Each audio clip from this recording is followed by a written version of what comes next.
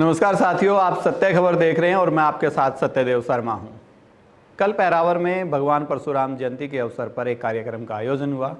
मुख्यमंत्री हरियाणा वहां पर पहुंचे। कार्यक्रम का आयोजन अरविंद शर्मा के द्वारा किया गया, जो कि जेल मंत्री हैं, सहकारिता मंत्री हैं। और मंत्री जी के द्वारा जिस प्रकार का कार्यक्रम आयोजन किया गया, उसके बाद प्रदेश भर के सोशल मीडिया पर इस कार्यक्रम को लेकर के जिस प्रकार से ब्राह्मण समाज का मजाक उड़ाया जा रहा है, वो अपने आप में सोचने का विषय है। हालांकि मुख्यमंत्री पहुंचे, उन्होंने अपना धर्म निभाया और ब्राह्मण समाज के लिए, या यूँ कहिए पैरावर की जो गौड़ संस्थान है, उसके लिए बहुत सारी घोषणाएं की। वहाँ पर मुख्यमंत्री के द्वारा एक लॉ कॉलेज की घोषणा की गई, मुख्यमंत्री के द्वारा वहाँ पर एक मॉडल स्कूल बनाने की घोषणा की गई, और इसके अलावा वहाँ पर एक नर्सिंग कॉलेज की घोषणा भी की गई। उनके बाकायदा उनके द्वारा शिलान्यास भी उनके रखे गए। काफ़ी बड़ी घोषणाएँ मुख्यमंत्री के द्वारा की गई, लेकिन आयोजक की बहुत सारी ऐसी गलतियां रही, जिसकी वजह से भगवान परशुराम जयंती का पहली बार किसी इस प्रकार की जयंती का पूरे प्रदेश भर में मजाक उड़ाया जा रहा है और ब्राह्मण समाज पर लोगों के द्वारा उंगलियां उठाई जा रही हैं। अब आप कह रहे होंगे कि ऐसा ऐसी कौन सी चीज़ें हो गई हैं। हालांकि आपने वीडियो देखी होंगी, वो अलग अलग जगह पे देखी होगी। आज वो सारी चीज़ें मैं आपको एक जगह पे दिखाता हूँ कि इस रैली को, क्योंकि आप कहेंगे कि ये तो भगवान परशुराम जन्मोत्सव था, जन्मोत्सव जैसी कोई बात थी ही नहीं, ये तो सिर्फ एक रैली थी। रैली मैं क्यों कहता हूँ, उसके भी कारण बताऊंगा। सबसे पहले आप एक ये वीडियो देखिए। इस वीडियो में लोग क्या बोल रहे हैं, क्या हो रहा, पहले आप एक बार ये वीडियो देख लीजिए।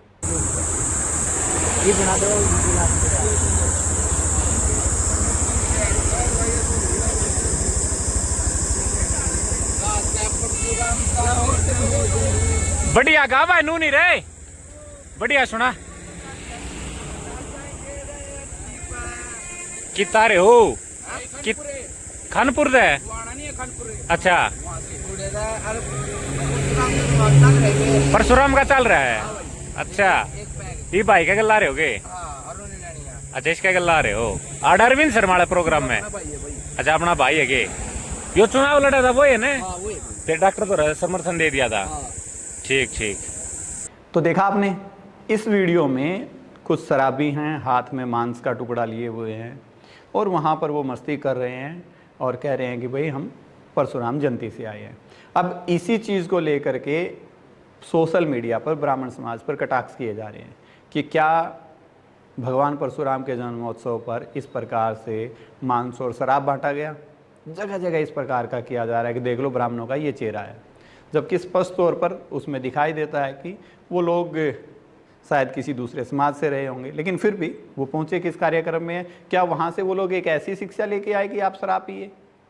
बिल्कुल नहीं, क्योंकि उन लोगों को वहाँ पर एक नेता के द्वारा बुलाया गया था, उसके द्वारा उनके खर्चे की हाँ की गई थी, इसी वजह से वो लोग आए। उनको ना भगवान परशुराम जयंती से कोई मतलब था, ना भगवान परशुराम से कोई मतलब था, ना उनकी शिक्षाओं से मतलब था। वो लोग सिर्फ शराब पीने के लिए आए थे।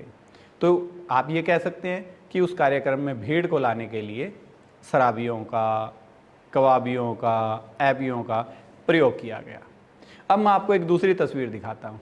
अब इस तस्वीर में आप देखेंगे कि आपको एक लड़की दिखाई दे रही है। दरअसल ये लड़की दिल्ली की है। कार्यक्रम हरियाणा में हो रहा है भगवान परशुराम का, ये लड़की दिल्ली से है।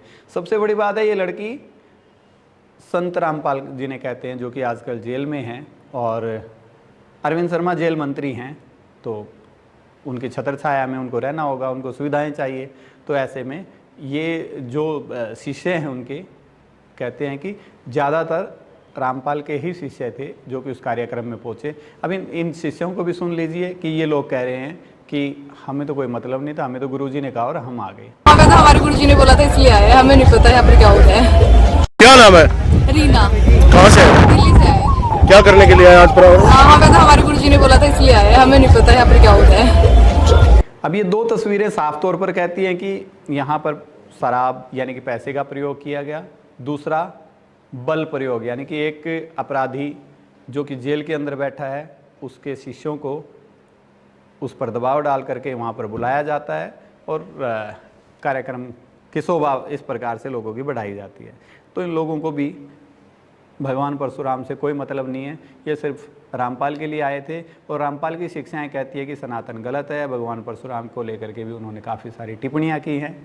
तो एक साफ तौर पर है, जो आदमी भगवान को नहीं मानता उसके कार्यक्रम में उनके अनुयायियों को वहाँ पर बुलाया जा रहा है, तो वो क्या शिक्षा लेकर के गए होंगे और इस जयंती से उन लोगों को क्या मिला और वो समाज में उसका क्या प्रचार करेंगे। ये 2 वीडियो आपने देख ली। अब मैं एक आपको तीसरी वीडियो दिखा रहा हूँ। ये तस्वीरों में आप साफ तौर पर खाली कुर्सियाँ देख रहे हैं, ये खाली कुर्सियाँ भी उसी कार्यक्रम की है। मुख्यमंत्री बोल रहे हैं और उसी वक्त सारा का सारा पंडाल इन वीडियो में आपको साफ तौर पर खाली दिखाई दे रहा है। तो क्या जो ब्राह्मण वहाँ पर पहुँचे थे, अगर ये बात को मान लिया जाए कि ब्राह्मणों का कार्यक्रम था, भगवान परशुराम की जयंती थी, तो क्या, या फिर दूसरे लोगों को जिस प्रकार वो कहते हैं 36 बिरादरी का भाईचारा हमने बुलाया था, तो क्या उन लोगों को भगवान परशुराम की शिक्षा को सुनने का भी इतना वक्त नहीं था कि वो लोग रुक पाते कि मुख्यमंत्री मुख्य अतिथि जिस वक्त में घोषणाएं करने वाले हैं समाज के लिए वो रुकते। लेकिन आप तस्वीरों में देख रहे हैं सारा खाली है। हालांकि मैं दूसरे कुछ कार्यक्रमों की बात करूं, चाहे कार्तिकेय शर्मा के द्वारा अभी पिछले 3 साल से लगातार कार्यक्रम किए जा रहे हैं, एक भी आदमी हिल करके नहीं जाता, सारे लोग वहाँ पर बैठे रहते हैं, कुर्सियाँ हमेशा भरी रहती है और आखिर तक लोग सुनते हैं, क्योंकि ब्राह्मण समाज के लोग चाहते हैं समाज के लिए वो क्या ले करके करवा के जाएँ ताकि वो अपने उस प्रकार पर।